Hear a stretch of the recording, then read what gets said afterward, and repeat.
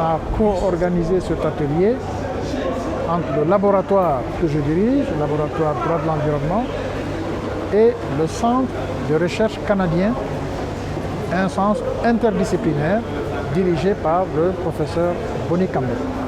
C'est ça l'objet de cette étude.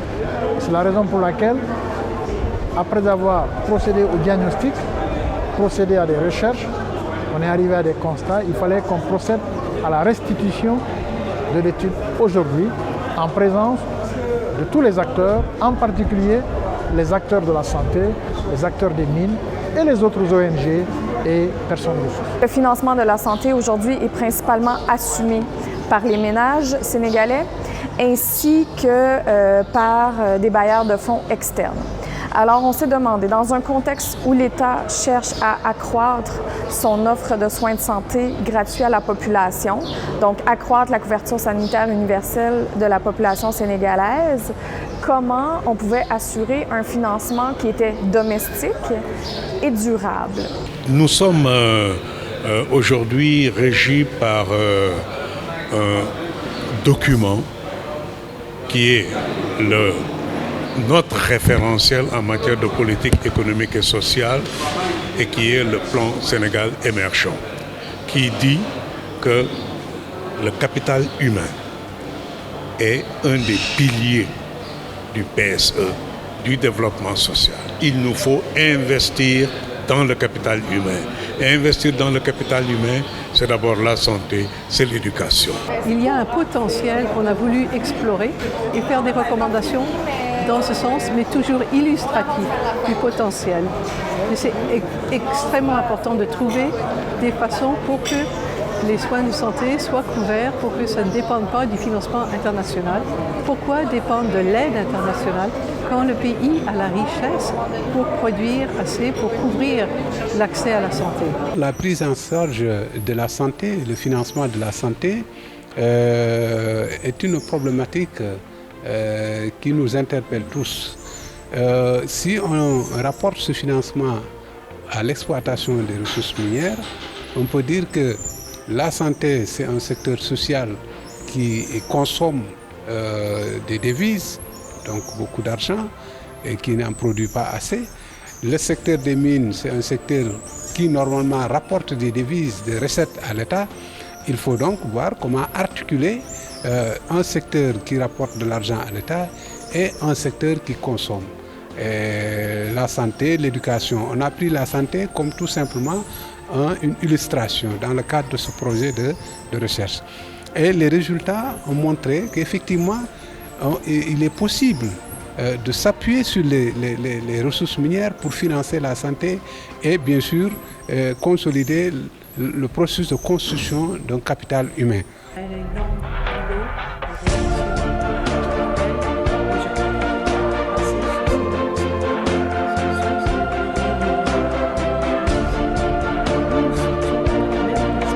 Tout ce qui est ressources extractives en général, qu'il s'agisse des mines, du pétrole, du gaz, même s'il y a des aspects favorables, il y a également des aspects négatifs. Et parmi ces aspects négatifs, c'est la pollution de l'environnement, la restriction des périmètres et un peu la diminution des parcelles d'occupation par les populations. Donc, il y a des conséquences sur le milieu de vie et les conditions de vie des populations. Les communautés qui vivent autour des activités d'exploitation minière sont effectivement victimes des impacts de ces exploitations-là sur le plan sanitaire. À deux niveaux. Les premiers concernent d'abord les impacts liés aux différentes formes de pollution qui peuvent affecter la santé des populations, que ce soit la pollution hydrique, la pollution des eaux, je veux dire, la pollution aérienne, des gens qui respirent de l'air pollué, la pollution des sols qui sont soumis à l'agriculture, etc. Quand vous considérez la pollution, tant en termes de poussière, quand vous considérez la pollution des eaux, quand vous considérez que ces terres où sont installées ces industries minières auraient pu servir à l'agriculture, qui emploie plusieurs milliers de personnes dans ce pays, alors vous devinez l'impact que l'exploitation minière a sur les populations. On ne peut pas parler de façon très générale parce que chaque cas, vous imaginez une société minière au Canada, ça dépend du secteur, une société minière ici aussi, mais la nature de l'activité, c'est une activité qui crée beaucoup d'impacts environnementaux, sociaux et sur la santé. Et donc il faut être vigilant par rapport aux impacts sur la santé. On connaît, plusieurs études ont très bien documenté les impacts environnementaux des sociétés minières. Et donc, quand on parle d'environnement et de dégradation de l'environnement, cela a des impacts sur la santé des populations environnantes. Et donc, ici, faut voir aussi ce projet-là dans un contexte où on se dit que les activités minières vont accentuer les besoins en santé des populations environnantes.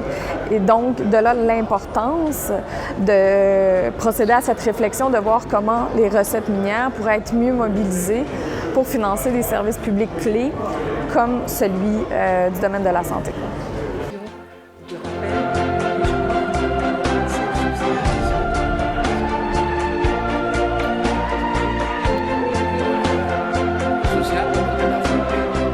Les ressources qui auront été identifiées, et ce travail doit être fait par l'ARD, l'Agence régionale de développement, les ressources qui auront été mobilisées doivent alors être suivies par un comité paritaire. La gouvernance est importante pour l'inclusivité et pour la transparence dans l'utilisation des ressources. Tous ces gens se mettent ensemble dans une gouvernance paritaire et suivent aussi bien la mobilisation des ressources que l'exécution de ces dépenses. Ça, c'était la condition que les populations, les maires, les industries minières avaient soulevée. La principale limite, et je viens tout juste de le mentionner, c'est le caractère non renouvelable des ressources minières et le fait qu'elles sont très sensibles aux fluctuations des cours mondiaux. Donc, l'idée ici n'est pas de renforcer la dépendance de l'État envers l'exploitation des ressources naturelles. Et c'est pourquoi, lorsqu'on dit financer les services publics, dont la santé, on doit tenir compte de mécanismes d'équité intergénérationnelle. Donc, aussi allouer une partie à l'épargne qui permettra, en fait, d'assurer une équité des soins pour les générations futures également. Donc, l'idée n'est pas de rendre les soins de santé dépendants des recettes minières, parce que si les cours miniers sont défavorables, on ne veut pas que ça crée évidemment une réduction des soins de santé. Donc, il faut aussi prévoir des mécanismes qui permettent l'épargne et qui permettent une certaine protection face aux fluctuations des cours miniers et aussi au fait qu'un jour, ces ressources-là seront épuisées. Pour l'instant, on n'a pas encore noté de limite parce qu'on vient juste de définir et de discuter des modalités de ce financement, probablement avec les recommandations qu'on a faites. Parce que le rapport a fait des recommandations. Et ces recommandations permettront probablement d'apporter des solutions aux questions que nous avons soulevées, que ce soit au plan juridique, au plan financier ou au plan santé. Donc, on ne s'est pas aussi enfermé dans le contexte sénégalais strict. Voilà pourquoi c'est un projet international. Autrement dit, il y a des équipes de chercheurs, une équipe de chercheurs sénégalais, une équipe de chercheurs canadiens. On mutualise les efforts, on échange, on discute pour proposer des solutions à cette question du financement de la couverture maladie universelle.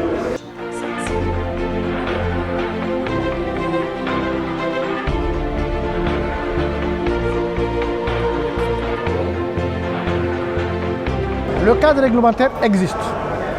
Il existe. Le code minier, le code des investissements et tout l'arsenal réglementaire existant prévoit les modalités de financement. Et l'étude que nous avons faite consiste précisément à regarder ce cadre juridique-là pour voir s'il est bien cohérent pour procéder au financement de la couverture maladie universelle. Donc on a fait un constat, on a vu des blocages, et on a fait des recommandations. Et ça va être destiné aux autorités Il faut bien savoir que ce ne sont que des propositions, ce sont des chercheurs. Vous savez que les chercheurs, nous ne sommes pas des décideurs. Nous ne décidons pas. Nous faisons de la réflexion, nous faisons de la recherche, nous concluons à des hypothèses et nous faisons des recommandations. Mais la décision finale appartient aux autorités. Il est clair que notre étude cible des failles très importantes dans la façon dont est administré le secteur minier actuel.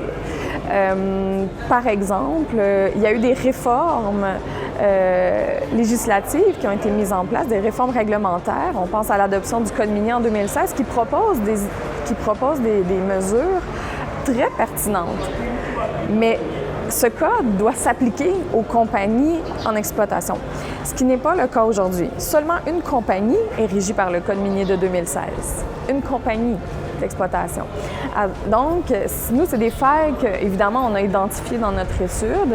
Et là, c'est de voir comment le ministère peut réagir à ces failles. Il y a le ministère des Mines, le ministère de la Santé, il y a les parlementaires, il y a le Haut Conseil des collectivités territoriales, il y a le Conseil économique, social et environnemental, il y a les ONG, les partenaires techniques et financiers, ils sont là, ils ont entendu et on attend leur retour pour faire des corrections ou des réaménagements. Tous les acteurs parties prenantes qui étaient là ont apprécié et ont pensé qu'effectivement qu'il y ait une possibilité d'articuler les secteurs. Les réflexions vont continuer, la note de politique va être diffusée à d'autres rencontres auprès de d'autres acteurs pour davantage amener l'État à s'inscrire dans ce processus de changement et de mise en articulation entre l'exploitation des ressources minières et la prise en charge des besoins, des préoccupations des citoyens. Le rapport entre le secteur minier et les autres secteurs d'activité, que ce soit l'agriculture, l'industrialisation, le commerce, etc. Donc toutes les activités économiques qui peuvent être tirées par les investissements dans le secteur minier.